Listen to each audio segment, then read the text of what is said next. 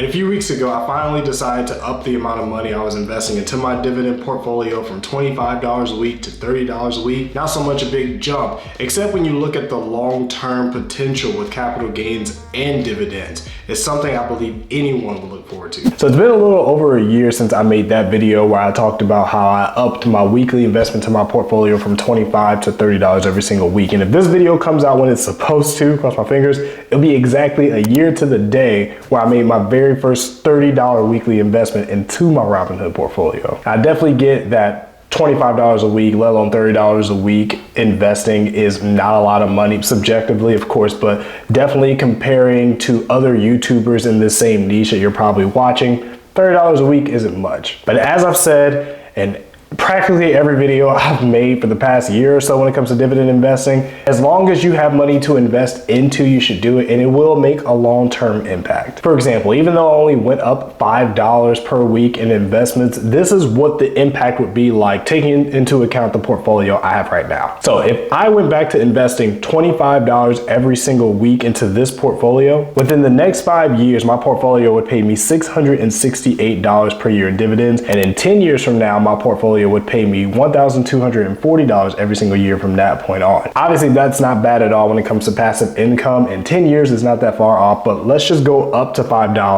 $30 a week, which is where I'm at right now. In that same 5 years, I would go up to $697 per year in dividends. And in 10 years, I would go up to $1,326 per year, almost $1,000 more per year, just with an extra $5 per week. And of course, the differences between $25 to $30 a week as the years go on get a bit more dramatic. These goals don't happen unless you're investing into the right dividend stocks. And of course, the right dividend stocks is fairly subjective as well. That's just based on whatever goals you may have. When I first started investing into dividend stocks like 5.5, almost 6 years ago, I was chasing more so high dividend yields. So Verizon Wireless's, AT&T's, QIOD's, or positions that were even worse and they stopped paying a dividend. It happened multiple times. But at this point in time, I'm more so chasing companies that reinvest more of the money back into themselves, which you can see with a high share growth history and maybe a lower dividend yield, but a dividend nonetheless. And that shift started shortly after I started investing $30 a week into my portfolio. And at this point, these are the 5 biggest investments I've made out of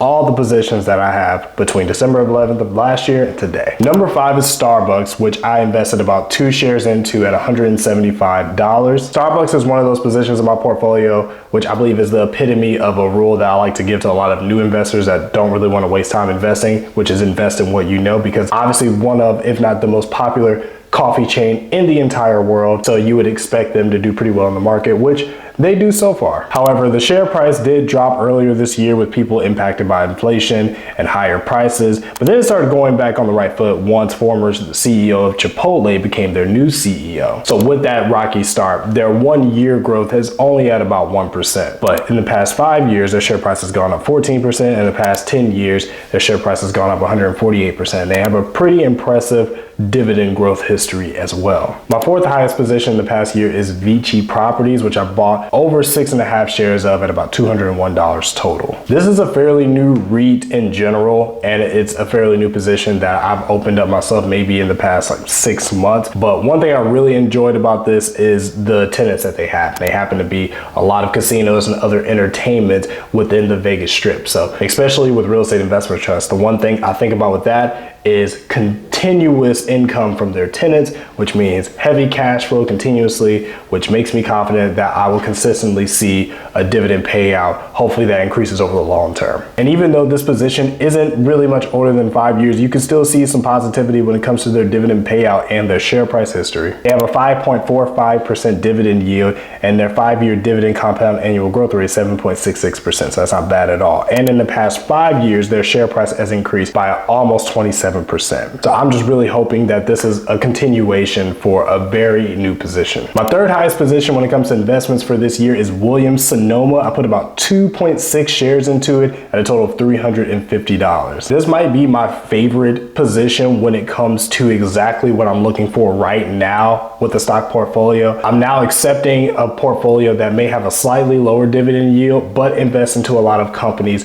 that have some amazing long-term share price growth and dividend growth potential. So with Williams-Sonoma, for example, in the past year, their share price has gone up by 94%. In the past 5 years, it's gone up 444%. In 10 years, it's gone up 423%. And then when it comes to their dividend payout history, we're looking at 18 years of consistent payouts, and their 5-year dividend CAGR is over 17%. This might be the highest out of any dividend paying position that I have, and that's amazing. That I love. My second highest position is Costco. I put a little over $390 into it, and I've only made almost half a share. It's a very expensive position. It is definitely a big family oriented superstore, and they make a lot of their money aside from the groceries and other things that they have in their stores. They make it from their memberships, and they make it from their fuel stations. So they're getting a lot of money from everywhere, which I always appreciate. Now, when it comes to their share price growth history, in the past year, their share price has gone up 58%. In the past 5 years, 234%. And in the past 10 years, 596%, which is wild. Their dividend situation is pretty cool as well. Their dividend yield is fairly low subjectively,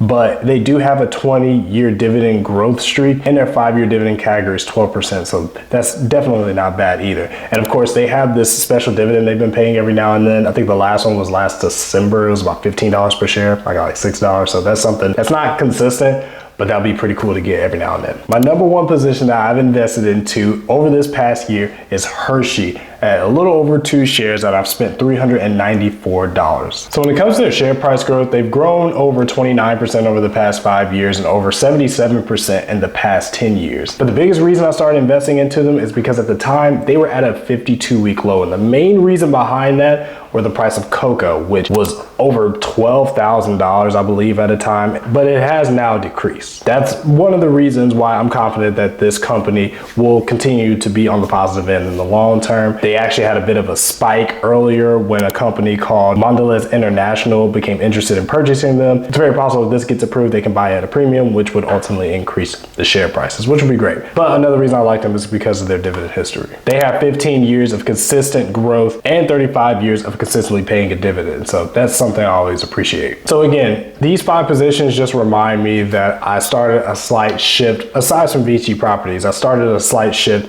into investing in the companies with maybe a lower dividend yield, but with companies that have a better history of consistently paying and increasing that yield, and also increasing their share price over time. That's what's important to me right now. But at the same time, a dividend payout and passive income is still something that I track. One thing I did track was to see how much money I made between December of last year and November of this year, and December of 2022 to November of last year. This is what I got. Between December of 23 and November of 24, I made $320.64 in dividends. And when you go back to December of 22 to November of last year, I made $250.19. That's a 28% dividend payout increase. That's something that's really awesome. And again, this is all just $30 a week. I may shoot for $40 to $50 next year every single week. There's a lot of big plans that me and my wife have. So we're just gonna see what happens with that. But it has been beneficial for me for the past year. So obviously, especially in November, and I'll talk more about that in this video where I go over